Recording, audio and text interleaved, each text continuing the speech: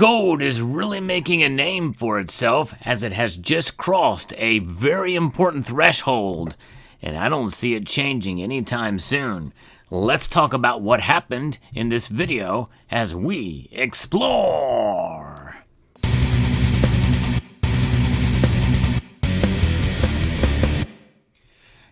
Gold is not being talked about as much for the last week or so as we've seen silver start to shine. That's great news, but we should not ignore gold because central banks around the world are continuing to collect it and hold it in their vaults. That's a big deal, folks, and that is part of what has led to this recent milestone that has just been reached with gold becoming now the world's second largest reserve asset.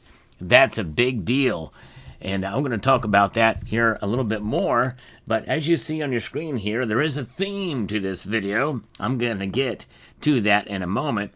But if you are in the market to get Canadian maple leafs, well, Summit Metals has them for sale. So check them out at summitmetals.com. Elevate your wealth with Summit Metals and experience some great customer service, fast shipping, and competitive prices.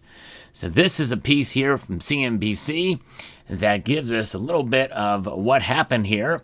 Central banks' growing appetite for gold meant that the precious metal was the second largest global reserve asset for 2024, according to a European Central Bank report that came out just recently.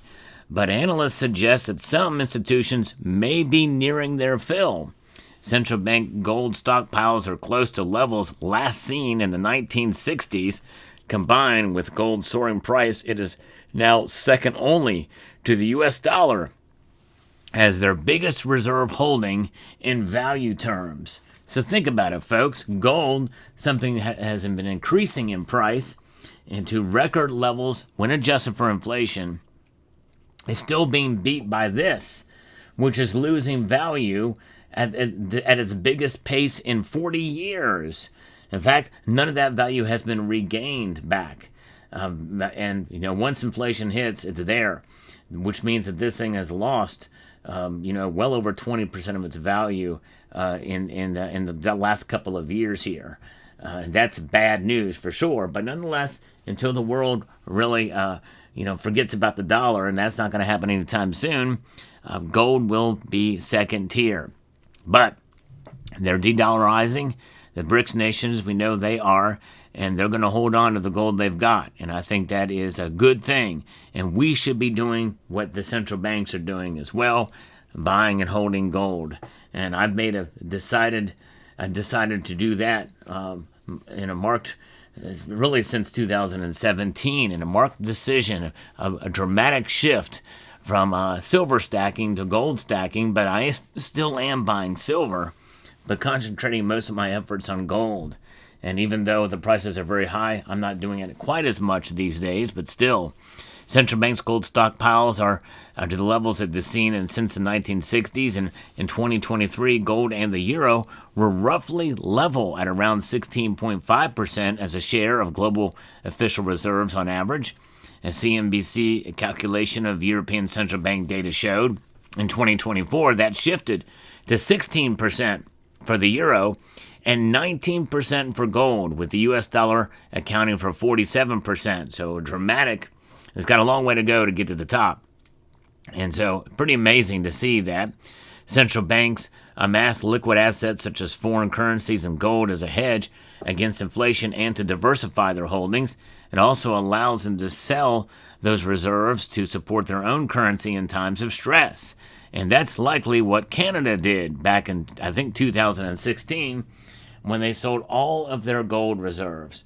All of them except for one article suggested without any proof, but let's just say, for the sake of argument, that they sold all of it but 77 ounces, which many people have more than 77 ounces, which means that our holdings privately are more than the Central Bank of Canada.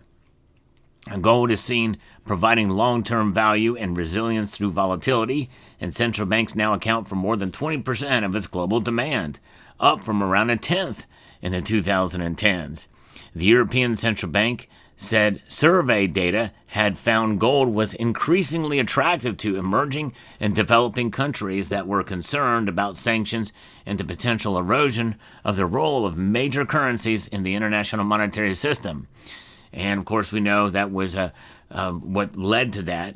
But gold prices have set a string of fresh record highs of the last few years, including in 2025, where it reached an all-time high when adjusted for inflation. In real dollars, gold has reached an all-time high recently. A stunning rally has turned to choppiness in recent months as global markets have been rattled by fast-changing U.S. tariff policy. A turning point for the precious metal came around the time of Russia's full-scale invasion of Ukraine in February of 2022, which combined with spiking inflation and expectations of rising interest rates, spurring a flight to so-called safe haven assets. Geopolitical and economic uncertainty has remained elevated consistently since then, and this is what has caused the price of gold to go up and why many nations are adding more gold to their portfolio. And I've covered those additions to some of the larger nations and biggest holdings on this channel. I'd like to report the latest news in the world of precious metals. If you enjoy precious metal news, I hope you will consider subscribing to the channel and watching daily as I post videos. And one thing is for sure, the news is not slowing down. There's always something to talk about. But when I'm not talking about precious metal news, I'm also talking about strategies and just as basic silver stacking, gold stacking, and even other precious metals news and analysis is what I do here. So I hope you will consider continuing to watch. Now, many of the tailwinds that have propelled gold still remain, and China has been a leading driver of the gold rally, with India and Turkey among its other buyers here. Investors should ensure portfolio diversification and hold sufficient exposure to gold and hedge funds, with further turbulence in stocks expected, according to Mark Hafele, Chief Investment Officer at UBS Global Wealth Management. And there are signs of central bank purchases may cool in the months ahead. The institutions have played a key role in the gold rally and will probably continue buying gold, albeit at a slower pace than the past couple of years, according to Hamad Hussein, climate and commodities economist at Capital Economics. Indeed, the perception of gold as a hedge against global fiscal, inflationary, and geopolitical risk supports the case for central bank reserve managers to allocate a greater share of their portfolio to gold. Recent doubts over the dollar's safe haven status could also boost the attractiveness of both gold and the euro as reserve assets over the coming years, Hussein added. The rate of central bank gold purchases fell 33% quarter on quarter in the first 3 months of this year, according to the World Gold Council. So, while Chinese purchases notably slowed.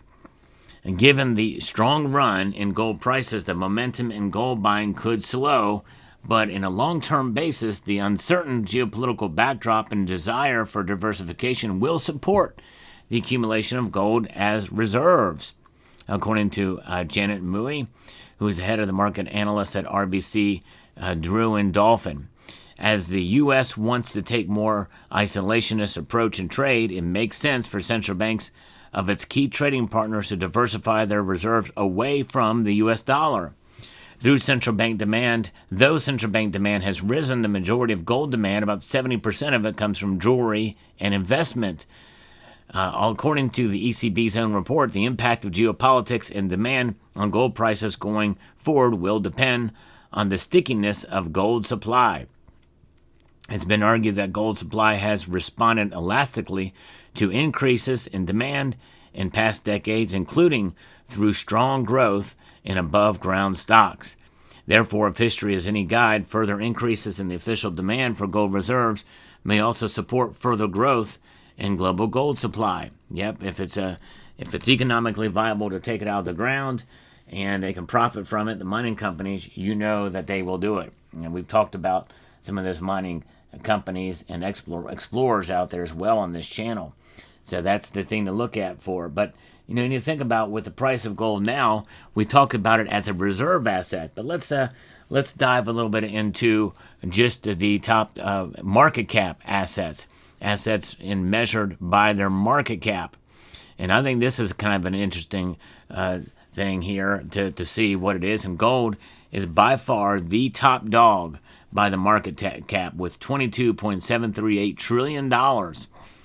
That's it. Think about that. That's well over. It's about, I don't know, that's about 2/3 of our national debt here in the United States. That's, think about that. That's still that's a large market cap, but indeed, it is something that has gone up, and with the price where it is now, it's incredible to see that it is far ahead any other asset class that is on this list. In fact, more than the top 6, 7, 8 combined.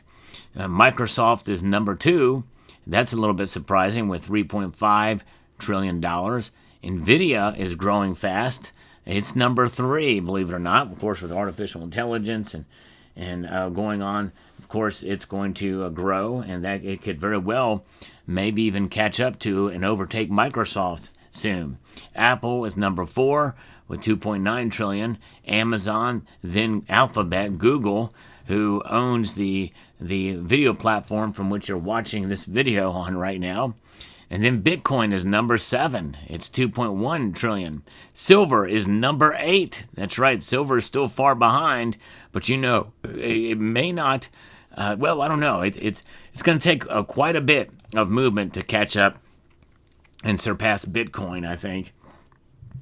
But and then after that, you got Meta, and then Aramco, Saudi Aramco, and the list goes on and down and down and down. But it's nice to see that the precious metals, gold and silver, are in the top 10 for sure, with gold being the top 1. By the way, if you were curious, platinum is number 36. That's right, and it's rising fast as well. So fascinating indeed, but the metals are there for sure.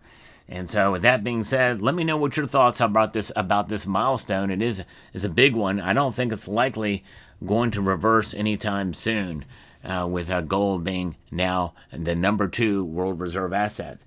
I'd like to extend a multitude of gratitude to each and every one of you for taking the time to watch this video, and encourage you to please rate, share, comment, and subscribe.